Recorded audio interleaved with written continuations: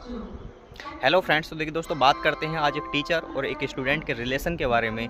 कैसे एक टीचर का ज्ञान, एक टीचर की बुद्धि बिना किसी डाटा केबल, बिना किसी वायर के द्वारा पहुंच जाती है उसके विद्यार्थी के दिमाग में, जहन में। तो दोस्तों देखिएगा, एक जो टीचर होता है वो एक हॉटस्पॉट की तरह होता है और जो एक स्टूडेंट होता है वो एक वाईफाई की तरह होता है। तो जैसे दोस्तों, अगर हम मोबाइल से डाटा का आदान प्रदान करना चाहते हैं तो जो देने वाला होता है वो अपने मोबाइल का हॉटस्पॉट खोलता है और जो लेने वाला होता है वो अपने मोबाइल की वाईफाई खोलता है। समझ रहे हो दोस्तों? उसी प्रकार जो टीचर है वो तो देने वाला होता है, वो तो ज्ञान प्रदान करता है, वो तो ज्ञान देता है ना? तो उसकी कल्पना हम हॉटस्पॉट से कर सकते हैं और जो स्टूडेंट होता है उसकी कल्पना हम वाईफाई से करते हैं, क्योंकि वो तो ज्ञान लेने वाला होता है। तो दोस्तों जैसे देखिएगा, अगर मोबाइल से हमें देना हो डाटा, है ना, तो हॉटस्पॉट खोलेंगे। लेकिन अगर हॉटस्पॉट का पासवर्ड हम वाईफाई वाले में नहीं डाल पा रहे हैं तो हमें डाटा प्रदान हम नहीं कर सकते। इसी प्रकार दोस्तों देखिएगा, अगर टीचर अच्छा नहीं है या अच्छा नहीं समझा पा रहा है तो स्टूडेंट अगर अच्छा भी होगा तब भी वो बहुत कुछ प्राप्त नहीं कर सकता। इसी प्रकार अगर हॉटस्पॉट तो खुला है लेकिन वाईफाई उधर से नहीं खुल पा रही है ना, समझ पा रहे हैं, तो अभी डाटा नहीं जा सकता।